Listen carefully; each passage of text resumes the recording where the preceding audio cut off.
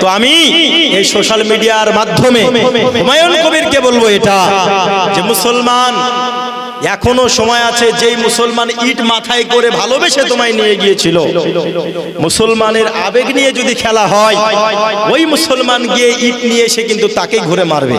মারবে কিনা? মারবে, বিশেষ করে আমাদের মুর্শিদাবাদের মুসলমান। দ্বিতীয় কথা, যদি কোনো বাধা না থাকে, 90টা হোক আর 100টা হোক, চাই মুর্শিদাবাদের 25টা আসন হোক, আসনটা হচ্ছে পরে। যেহেতু তুমি পলিটিশিয়ানে আছো, পলিটিশিয়ান, তুমি ভোটে দাঁড়াও, তুমি ভোট জিতো বা হারো সেটা তোমার ব্যাপার, কিন্তু মুসলমানের আবেগ নিয়ে যেটা তুমি শুরু করেছো, সে আবেগ সম্পন্ন মসজিদ আমাদের তৈরি করে দিতে হবে। এটাই হচ্ছে মুসলমানের দাবি, ঠিক? আর আমাদের মুর্শিদাবাদ এখন বিরাট ফেমাস, বুঝতেই পারছেন? হ্যাঁ, মুর্শিদাবাদ এখন ফেমাস হয়ে গেছে কেন? বাবরি মসজিদের জন্য। তো বাবরি মসজিদ আমরা সকলেই জানি 1992 ডিসেম্বরের 6 যে বাবরি মসজিদ হস্তক্ষেপ করা হয়েছিল মুসলমানের কাছ থেকে, ঠিক কিনা?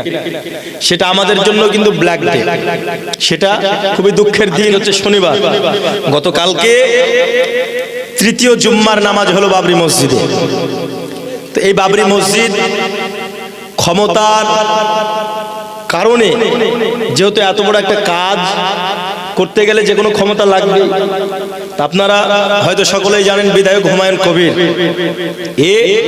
ক্ষমতায় আসার পরে এই বাবরি মসজিদের শিলান্যাসের উদ্যোগ নিয়েছিল। কিন্তু আমরা সকলেই খুশি যে বাবরি মসজিদ হচ্ছে, কিন্তু তার মানে এটা নয় যে আমাদের যেটা হিস্টোরিক্যাল আবেগ, যেটা আমাদের আবেগের সঙ্গে জড়িত আসল বাবরি, সেটাকে আমরা ভুলে যাব? জোরে বলুন, ভুলে যাব কি? সেটা কখনোই ভুলবো না। যেটা আমাদের আসল বাবরি, সেটা আমরা কখনো ভুলবো না, ভুলে গেলে চলবে না। কিন্তু বর্তমান সময়ে আমি যা দেখতে পেলাম, বলতে খারাপ লাগলেও, এই যে আজকে প্রায় অনেক দিন হচ্ছে, ডিসেম্বর মাসের আজকে কয় তারিখ? 27 তারিখ। তো 6 ডিসেম্বরে শিলান্যাসের কথা উদ্বোধন হয়েছে, ঠিক কিনা? তো এত ইট মনে হচ্ছে 5টা ভাটাতেও অত ইট থাকে না, 2-5টা ব্রিক ফিল্ডেও অত ইট থাকে না। এত ইট ওখানে আপনার জমা হয়েছে, আর এত মানুষ ডেলি দিন যেতে আছে। আর প্রথম দিনেই শুধু বাক্স থেকেই 75 লাখ টাকা হয়েছে, বুঝতে পারলেন? তো এত মানুষ দান করছে, এগুলো কোনো বড় বড় ব্যক্তি নয়, আপনার মতো আমার মতো সাধারণ মানুষই কিন্তু দান করেছে, ঠিক কিনা? দান করেছে। কিন্তু গত 2 দিন আগে আমি মোবাইলে একটা জিনিস দেখলাম, নিউজ দেখলাম, যেটা দেখার পরে আমি খুবই হতবাক হলাম। সেটা হলো যে সংবিধান নিষেধ করেনি, বাধা দেয়নি, আর সংবিধান এটা বাধা দেওয়ার কোনো কারণও নেই, যেহেতু হাইকোর্ট থেকে রায় দিয়ে দিয়েছিল যে করতে পারে, ঠিক কিনা? যেহেতু জমি নিজের, টাকা নিজের, ইট নিজের, মিস্ত্রি নিজের, সব নিজের থাকলে নিজের আমার একটা মসজিদ তৈরি করতে পারবো কি পারবো না? পারবো, সংবিধানে বাধা দেয়নি। তো এই যে এতদিন হয়ে গেল, অনেক মানুষের প্রশ্ন যে এখনো কেন তৈরি শুরু হলো না, এখনো শুরু কেন হচ্ছে না, সেটা সকলেরই প্রশ্ন।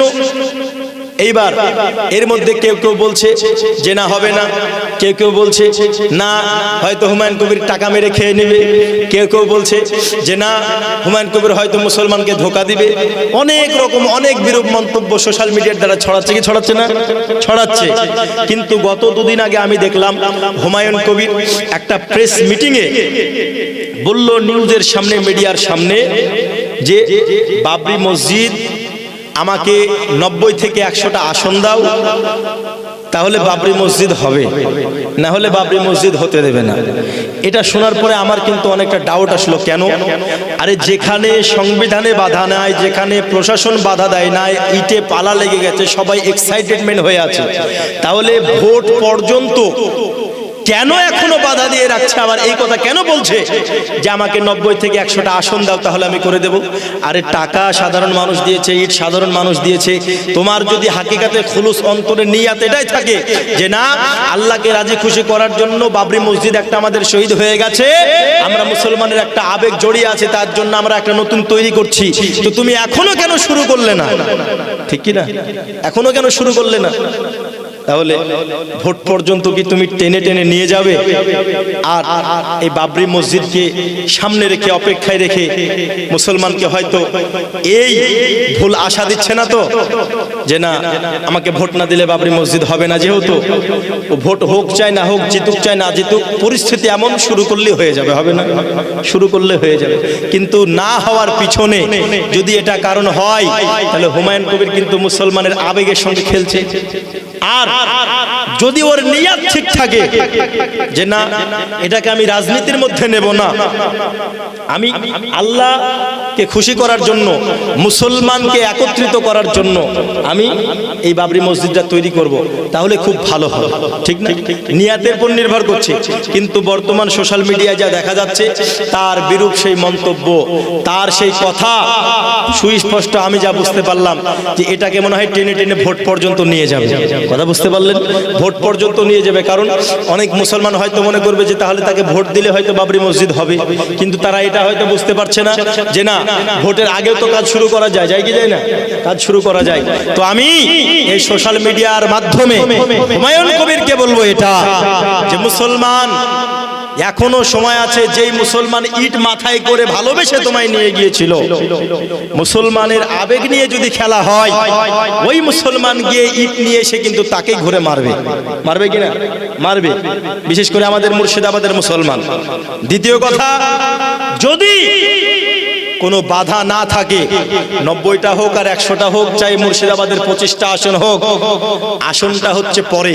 যেহেতু তুমি পলিটিশিয়ানে আছো, পলিটিশিয়ান, তুমি ভোটে দাঁড়াও, তুমি ভোট জিতো বা হারো সেটা তোমার ব্যাপার, কিন্তু মুসলমানের আবেগ নিয়ে যেটা তুমি শুরু করেছো, সে আবেগ সম্পন্ন মসজিদ আমাদের তৈরি করে দিতে হবে। এটাই হচ্ছে মুসলমানের দাবি, ঠিক কিনা? মুসলমানের দাবি। তৎসহ আমাদেরকে কিন্তু পূর্ণ বাবরি মসজিদ, সেটার শাহাদাতের বিষয়ে আমাদেরকে লক্ষ্য রাখতে হবে, আমাদেরকে মনে রাখতে হবে। আল্লাহ পাক আল্লাহ তাআলা যেন জালিমের হাত থেকে আমাদের প্রত্যেকটা প্রতিষ্ঠানকে পুনরায় যেন ফিরিয়ে দেয়। জোরে বলে আল্লাহুম্মা আমিন। আরো জোরে বলে আল্লাহুম্মা আমিন। হযরত আব্দুল্লাহর ভাইদের সঙ্গে হযরত আব্দুল্লাহ তিনি যেন ব্যবসায় রত হয়ে গেছেন। এ দরদি যাওয়ার পথে হযরত আব্দুল্লাহ আবওয়া নামক জায়গাতে যেন তিনি অসুস্থ হয়ে গেল। তিনার ভাইরা একদিন দুই দিন অপেক্ষা করলো, হয়তো আব্দুল্লাহ সুস্থ হয়ে যাবে আর আমরা সবাই তাকে নিয়ে মুলকে শাম নগরীতে ব্যবসা করতে যাব। কিন্তু হযরতে আব্দুল্লাহ বলতেছেন, ভাই জানেরা, আপনারা মুলকে শামে ব্যবসা করতে যান, আমি আব্দুল্লাহ আমার শরীরের অবস্থা ভালো না, আমার শরীর বড় অসুস্থ, হয়তো আমি আপনাদের সঙ্গে ব্যবসাতে যেতে পারবো না। ভাই গো, আমি এইখানে থাকবো, আমি এই আবহাওয়াতে থাকছি, আমি যখন সুস্থ হয়ে যাব আপনারা ঘুরতি পথে ব্যবসা করে যখন ফিরে আসবেন, ব্যবসা করে আপনারা যখন বাড়ি যাবেন, আমি আব্দুল্লাহ আমাকে আপনারা এই পথে নিয়ে যাবেন। ওগো ভাই জানো, আমার জন্য আপনারা সবাই যদি থেমে যান, তাহলে আপনাদের ব্যবসায়ী ব্যাঘাত ঘটবে, আপনাদের ব্যবসা বড় ক্ষতি হবে।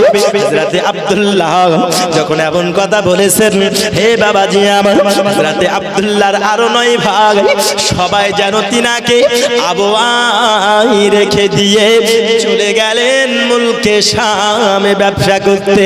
জোরে বলুন সুবহানাল্লাহ।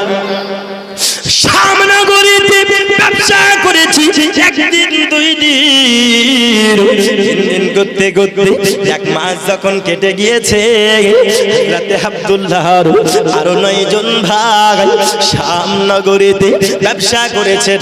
ব্যবসা করার পরে 1 মাস পরে যখন বাড়ি ফিরতেছে, মনে কত আনন্দ, আমাদের ছোট ভাইকে আমরা আবওয়া থেকে নিয়ে বাড়ি যাব। আমার আব্বা জান আব্দুল মুত্তালিব তিনাকে দেখার পরে অনেক খুশি হবে, কারণ 10 ভাইয়ের মধ্য থেকে হযরতে আব্দুল্লাহ কি হযরতে আব্দুল মুত্তালিব অনেক অনেক বেশি ভালোবাসে।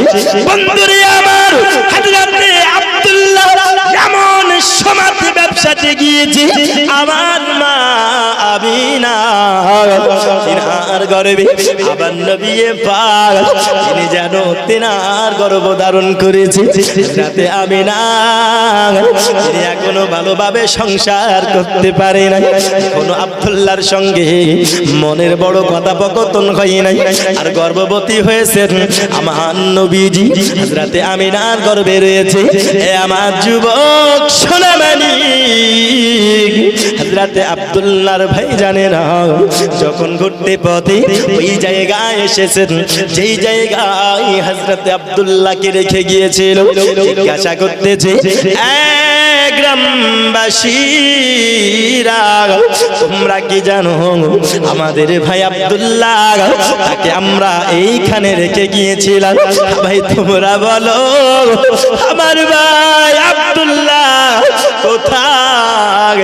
তখন সবাই বলতেছে ও ভাই জানে না, ও ভাই জানে না তোমার ভাই আব্দুল্লাহ তুমি যখন তাকে রেখে গিয়েছিলে রেখে যাওয়ার পরে এমনিতেই তো অসুস্থ ছিল, আর তোমরা যখন রেখে যাও তোমার ভাই জান যেন যতদিন যায় তত আরো অসুস্থ হয়, যতদিন যায় তত আরো অসুস্থ হয়।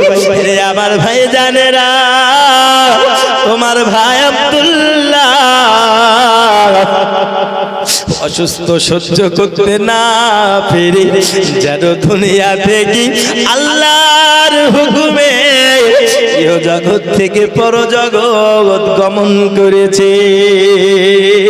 বন্ধুরে আমার হযরত আব্দুল্লাহর ভাইজানেরা যখন শুনেছে আমাদের কলিজার টুকরা ভাই দুনিয়া থেকে বিদায় নিয়ে চলে গেছে, এ সোনা বালিকা আমার হযরতে আব্দুল্লাহর মর্মাহত কথা শুনি সমস্ত ভাই যেন ঝরঝর করে কান্না করতে লেগেছে, বলতেছেন আল্লাহ আমার আব্বাজানকে কি জবাব দেব? আর যে আমাদের ভাইয়ের স্ত্রী আমিনা হয়তো যে আপনার যেন রাহ ধরে আছে, হয়তো তিনি অপেক্ষা করতেছেন আমার স্বামী আসবে। এখনো তো ভালোভাবে সংসার করা হয় নাই, এখনো তো ভালোভাবে অন্তরের কথা বলা হয় নাই, এখনো তো মোহাব্বতের কথা, এখনো কত ইচ্ছা বলতে বাকি। হে দরদি আমার যার স্বামী 1 মাসের মাথায় মারা যায় সে বোঝে স্বামী হারানো যন্ত্রণা কতটা। রাতে যাবে না তিনার কথা মনে করি 10 ভাই যেন ঝরঝর করে কান্না করতেছে। এইদিকে হযরতে আব্দুল্লাহর ভাইয়েরাও যখন তিনারা সর্বশেষে বাড়ি ফিরেছে, হে বাবাজি সোরাবানিকা আমার হযরতে আব্দুল্লাহর কাছে যখন গিয়েছেন এইদিকে আমিনা তিনি যেন দরজার বাইরে অপেক্ষা করতেছে, হয়তো দেখতেছেন তিনারা অন্যান্য ভাইয়েরা আসতেছেন কিন্তু আব্দুল্লাহকে যেন দেখতে পাই না। আমিনা মনে মনে চিন্তা করতেছেন আমার স্বামী কেন নাই, আমার স্বামী কেন নাই, আমার স্বামীকে কেন দেখতে পাই না। হযরত আব্দুল মুত্তালিবের কাছে যখন ভাইজানেরা গিয়েছেন আব্দুল মুত্তালিব তিনি যেন সবাইকে দেখেছেন এবং দেখার পরে বলতেছে এ সন্তানেরা তোমাদের ছোট ভাই আব্দুল্লাহ কোথায়? তোমাদের ছোট ভাই কোথায়?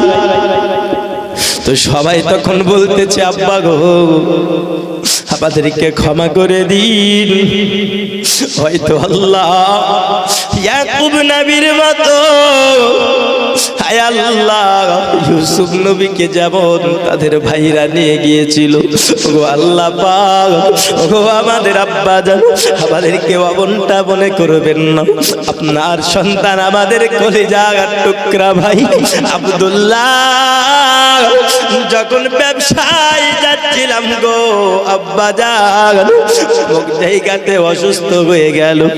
পুরো ঘটনাটা যখন খুলে বলেছে রাতে আব্দুল্লাহর কথা শুনে বাবা জান আমিনার কথা কথা চিন্তা করে যেন তিনি ঝরঝর করে কান্না করতে লেগেছে।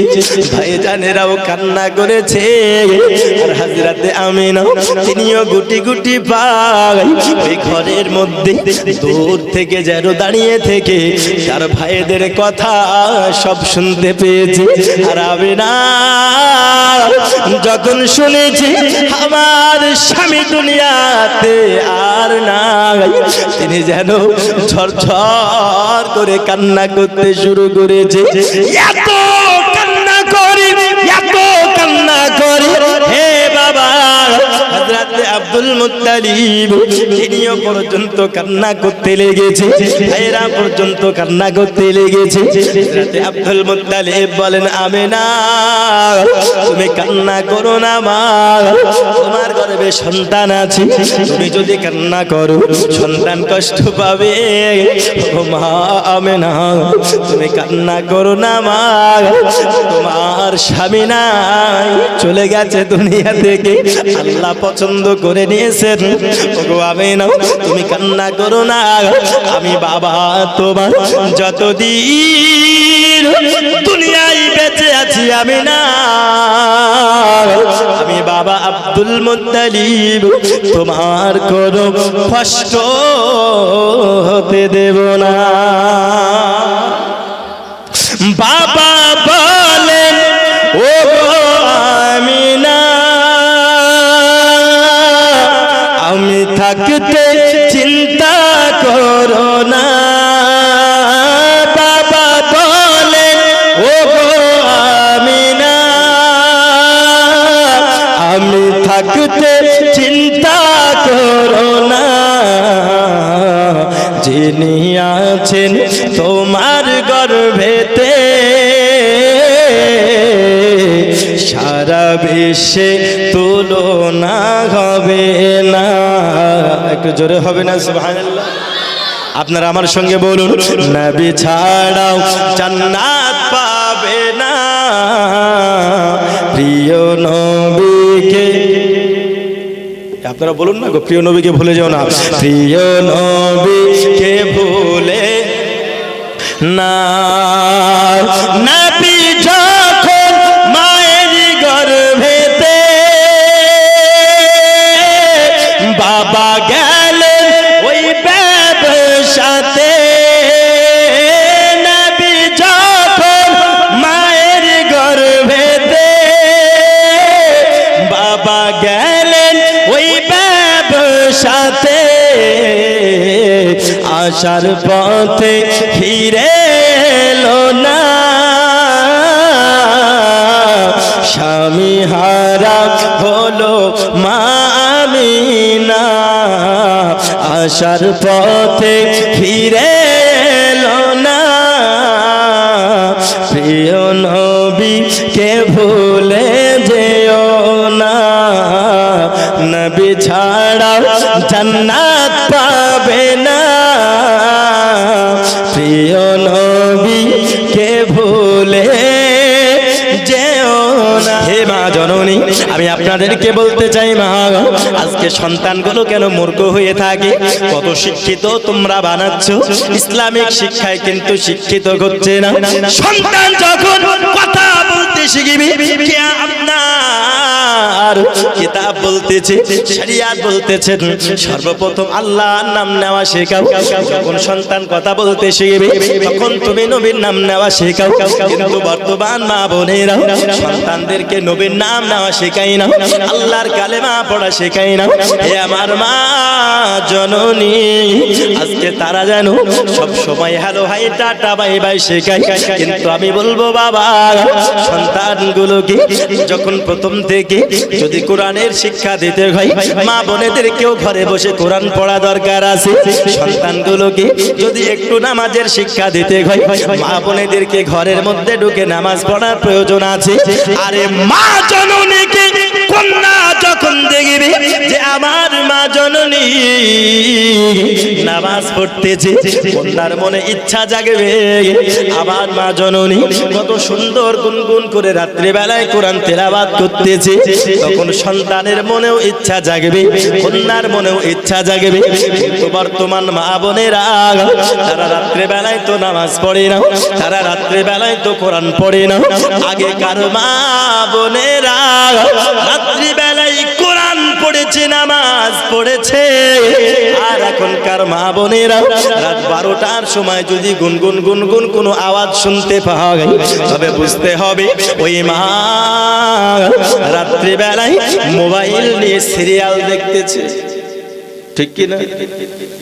মোবাইল নিয়ে সিরিয়াল দেখতেছে, 12টা 1টা বেজে যায়। তো সন্তানকেও পাশে রেখেছে, ও মোবাইল দেখছে, মেয়েকে পাশে রেখেছে ছোট মেয়ে, সেও মোবাইল দেখছে। তো ছোটকাল থেকে মোবাইল যদি দেখতে শুরু করে, আচ্ছা বলুন বড় হওয়ার পরে মোবাইলের নেশা ছাড়বে? ছাড়বে কি? কিছু কিছু ছেলেতে এমন আছে 2 বছরের, মা বোনেরা মোবাইল থেকে এই মাল থেকে তাদেরকে এত নেশাক্ত বানিয়েছে, 2 বছরের ছেলেও বলছে মা মোবাইল দাও নাহলে ভাত খাবো না। এরকম আছে আপনাদের দিকে? হ্যাঁ, মা মোবাইল দাও নাহলে ভাত খাবো না। আর এখনকার মহিলা, আগে যদি কোনো জায়গায় বিয়ে লাগে, আগে মানুষ দেখেছে যে ছেলেটা নামাজ পড়ে কিনা, ঠিক কিনা? ছেলেটা নামাজ পড়ে কিনা, ভালো কিনা, চরিত্র কিনা, নবীর সুন্নাত আছে কিনা। কিন্তু এখনকার মহিলা যদি বাবা মা বিয়ে দেখে, বুঝতে পেরেছেন, তো মহিলা আগে জিজ্ঞেস করবে যে মা আমাকে এই মাল রাখতে দিবে কিনা। এই যদি রাখতে দেয় তাহলে ঠিক আছে, আর যদি রাখতে না দেয় তাহলে বিয়ে করব না, ঠিক কিনা? নাহলে বিয়ে করব না। এই যে মোবাইল, ছোট ছোট বাচ্চারাও আর এই মোবাইলে মানুষকে খারাপ করছে। এখনকার মা বোনেরা যে কন্যাদেরকে ভালো শেখাবে তা শেখায় না। আগের সময় মা বোনেরা যখন মেয়েদের বিয়ে দিয়ে শ্বশুর বাড়ি পাঠিয়েছে, তো তাদেরকে কানে কানে বলে দিয়েছে মা বোনেরা, হয়তো আপনাদের মধ্যে অনেকের স্ত্রীকে বলেছে, জিজ্ঞেস করবেন, আপনাদের শ্বশুর শাশুড়িরা হয়তো আপনাদের স্ত্রীর কানে কানে বলেছে আগের সময় যে মা শ্বশুর বাড়ি যাচ্ছিস, স্বামীর সেবা করবি, হাত পা টিপে দিবি, কথা শুনবি, শ্বশুর শাশুড়িতে যদি কিছু বলে শুনবি, কাজ কাম করবি, যদি 2 কথা বলে, যদি 2 চর মারে সহ্য করে নিবি, ধৈর্য ধরবি, সংসার সুখের হবে। শিখাইনি গো? আগে শিখিয়েছে। আর এখনকার মা বোনেরা মেয়েকে বিয়ে দেওয়ার পর কানে কানে আগে থেকে বলে দেয় যে মা জামাইয়ের বাড়ি যাচ্ছিস, জামাইকে, শ্বশুরকে আর শাশুড়িকে হাতের মুঠায় রাখবি, হাতের মুঠোয় করে ধরে রাখবে, যেন যেটা বলে সেটা যেন শোনে। শ্বশুর শাশুড়িকে যেটা বলে সেটা যেন শোনে, তোকে যেন হুকুম করতে না পারে। আচ্ছা বলেন তো, এর উদ্দেশ্যই তো খারাপ, তো সংসারে গিয়ে ঝামেলা হবে না? হবে কি হবে না? আর হচ্ছেও তাই। অনেক ফ্যামিলিতে দেখবেন স্বামীতে স্ত্রীতে 24 ঘন্টা ঝগড়া লেগেই আছে, আছে না? লেগে আছে। কেন? কারণ প্রত্যেকটা মা বোনেরা এখন চায় যে না আমরা আমাদের স্বামীকে মানে নাকে দড়ি নিয়ে ঘুরে নিয়ে বেড়াবো। কিন্তু আল্লাহ প্রত্যেকটা স্বামীকে স্ত্রীর প্রতি হাকিম বানিয়েছে। আরে নিয়াত উল্টো করছে কি, যে না আমি আয় তৈরি করব, আমি গোলাম বানিয়ে রাখবো। মা যদি স্বামীকে গোলাম বানিয়ে রাখবো মনে করেন, জান্নাতে যেতে পারবেন না। কেন?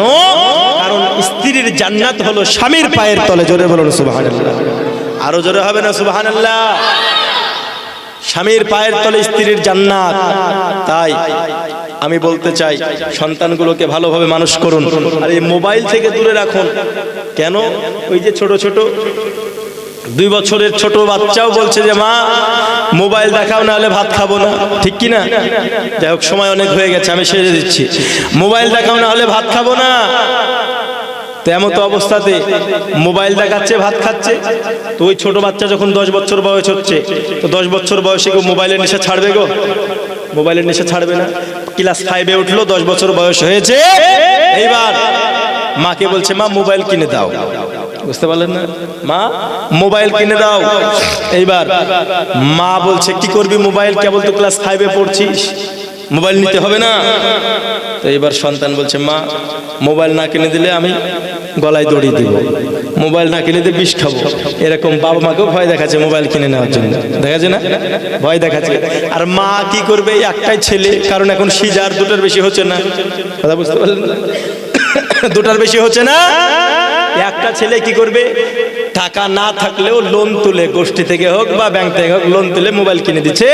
আর ওই মোবাইল যখন হাতে পেলো, খাওয়া বাদ, নামাজ বাদ, কালাম বাদ, পড়াশোনা বাদ, 2-10টা ছেলে পেলে এক জায়গাতে বসে মোবাইলটা এইভাবে ধরে শুধু ধর ধর আর মার মার।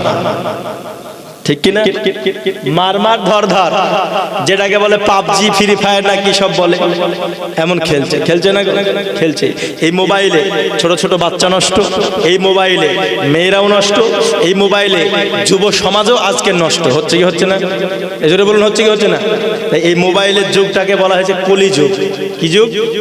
কলিকালের যুগ। তো এই মোবাইল এবং বর্তমান যুগের সঙ্গে তালে তাল মিলিয়ে দুটো ছন্দ বলে শেষ করে দেবো ইনশাআল্লাহ। তো একটু জোরে বলুন সুবহানাল্লাহ। মোবাইলের বিষয় কি বলছে? কলিকাল কলিকাল এ কেমন কলিকাল, মোবাইল ছাড়া কারো চলে না তো দিনকাল। ঠিক কিনা? আপনাদের আওয়াজ আসছে না কেন গো? রাত শেষ হয়ে গেল, ছেড়ে দেবো ইনশাআল্লাহ। আর বেশি বক্তব্য রাখবো না। এটা বলবো, এই ছন্দটা বলবো, বাস্তবের সঙ্গে মিল আপনারা মিলিয়ে নেবেন। একটু জোরে বলুন সুবহানাল্লাহ। ঠিক না ভুল একটু বলবেন। কলিকাল কলিকাল এ কেমন কলিকাল, মোবাইল ছাড়া কারো চলে না তো দিনকাল। জীবন সাথী আছে নেট আর মোবাইল, নামাজি রোজার কেউ রাখে না খেয়াল। কলিকাল, ঠিক কিনা? কলিকাল কলিকাল এ কেমন কলিকাল, মোবাইল ছাড়া কারো চলে না তো দিনকাল। কেউ খেলে ফ্রি ফায়ার, কেউ পাবজি, মার মার করে হাকে খোড়া বাবুজি। মার মার মার মার মার, আর ধর ধর ধর ধর ধর। আমি যাচ্ছি বাইক নিয়ে, 5-6টা ছেলে এক জায়গাতে বসে খেলছে, বুঝলেন তো? টার্নিং, আমি বাইকে যাচ্ছি, টার্নিং এ তো হরেন দিতে হয়, স্বাভাবিক ব্যাপার। আমি হরেন দিচ্ছি, শুনতে পাই না। আমি হরেন দিচ্ছি, শুনতে পাই না। কানের গোড়ায় নিজে বাইকে হরেন মারছি, মনে হচ্ছে ওরা শহীদ হয়ে যাবে, তাও ওরা ওখান থেকে ঘুরে আসে না, বুঝলেন? তাই কবি বলছে কি?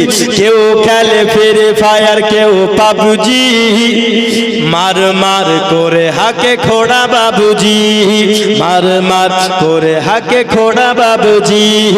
মোবাইল এসে দেশে হয়েছে হাল, ছোট ছোট ছেলে মেয়ে হয়েছে বেতাল।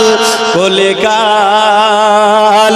কলিকাল কলিকাল এ কেমন কলিকাল, মোবাইল ছাড়া কারো চলে না তো দিনকাল। কলিকাল। আর একটি ছন্দ, ঠিক কিনা? ভাবিদের হাতে দেখো বড় বড় ফোন, স্বামীর সংসারে এদের নাই কোনো মন। ভাবিদের হাতে বড় বড় যারা ফোন রেখেছে, সিরিয়াল দেখতেছে, কোন রিলস দেখতেছে, কোন ভিডিও দেখতেছে। স্বামী সারাদিন কাজ করেছে, সন্ধ্যাবেলায় বাড়িতে ফিরেছেন। বাড়িতে ফেরার পরে স্বামী অনেক ক্ষুধার্ত, স্বামী অনেক পিপাসিত। বিবিকে বলতেছেন, বিবি রে আমাকে একটু জল দে, আমায় একটু খাবার দে, খাই, অনেক পিপাসিত আমি। বিবি বলতেছে, দেখতে পাও না আমি সিরিয়াল দেখতেছি, ভাত খুলে খাও। হ্যাঁ, ভাত খুলে খাও।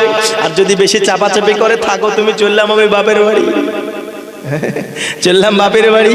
ভাবিদের হাতে দেখো বড় বড় ফোন, স্বামীর সংসারে এদের নাই কোনো মন।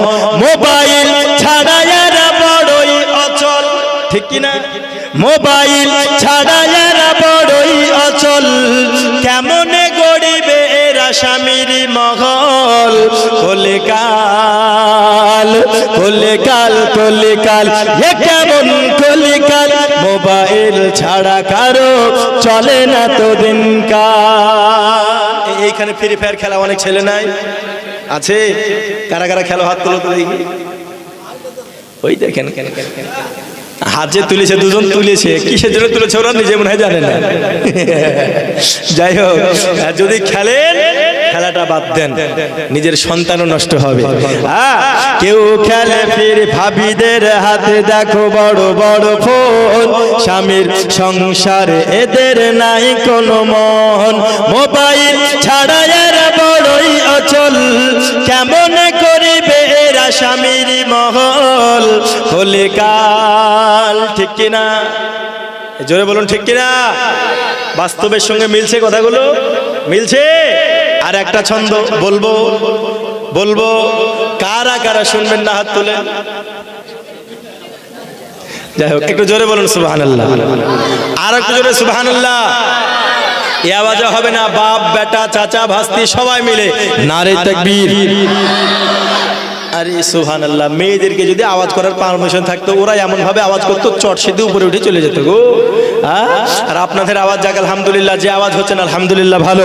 তবে মুসলমানের আওয়াজ সব সময় বুলন্দ হওয়ার দরকার, না হলে গরু খাওয়া বন্ধ হয়ে যাবে। ঠিক কি না? মুসলমানের আওয়াজ সব সময়তে উঁচু হতে হবে। তো একটু জোরে বলুন সুবহানাল্লাহ। কেউ দেখে ফেসবুক, কেউ ইউটিউব, কেউ বা হোয়াটসঅ্যাপে খুলেছে গ্রুপ। খুলছে না হোয়াটসঅ্যাপে ফেসবুকে দেখছে আর গ্রুপ খুলছে। কেউ দেখে ফেসবুক, কেউ ইউটিউব, কেউ বা হোয়াটসঅ্যাপে খুলেছে গ্রুপ, কেউ বা ভিডিও কলে করে গোলমাল। করেন চার ছেলের মা ভিডিও কলে চম্পট, চার ছেলের বাপ ভিডিও কল করে যোগাযোগের মাধ্যমে অন্যজনের সঙ্গে চম্পট হচ্ছে, হচ্ছে না গো? হচ্ছে। তাই কবি বলছে কি, কেউ দেখে ফেসবুক, কেউ ইউটিউব, কেউ বা হোয়াটসঅ্যাপে খুলেছে গ্রুপ, কেউ বা ভিডিও কলে করে গোলমাল, মোবাইল নিল কেড়ে সুখের কপাল কলিকা।